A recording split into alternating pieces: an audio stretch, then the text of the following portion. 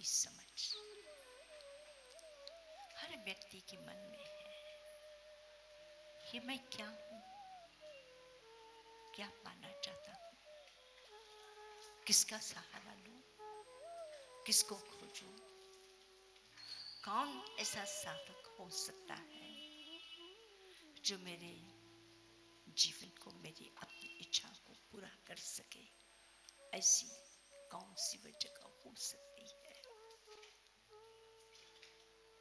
निश्चित रूप से कुछ ऐसी परंपराएं हैं जिन परंपराओं में लोगों को ये समझ दी जाती है कि आपको जो प्राप्त हुआ है आप उसको पकड़ करके रखें, आप अपने लक्ष्य को प्राप्त कर लेंगे।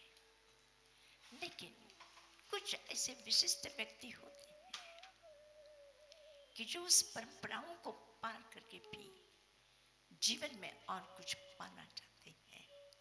ऐसे अनगिनत लोग तीर्थंकर महावीर के जीवन के साथ में जुड़े हैं।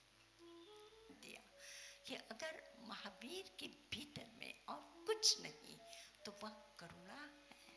उस करुणा का हमारे भीतर में भी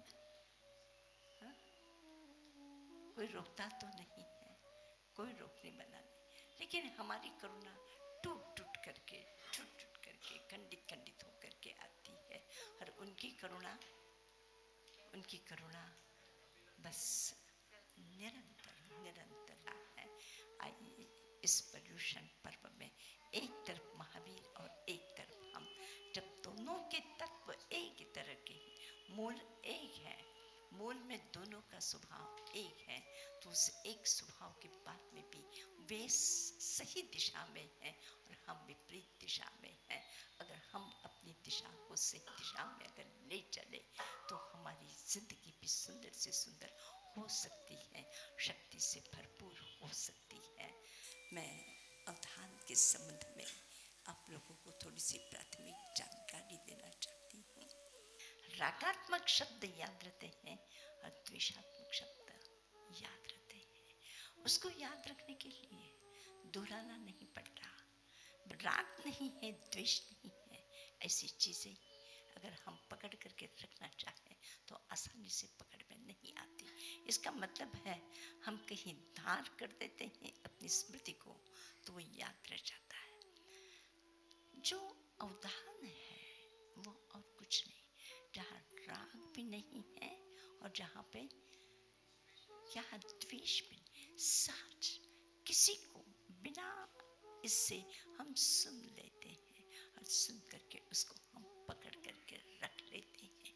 वे जो स्मृतियाँ हैं वे स्मृतियों को इन्होंने अवधान के रूप में उन्होंने उसको माना है कि आप किस प्रकार से अपनी स्मृति को आप बढ़ा सकते हैं, क्योंकि बहुत ज़रूरी है।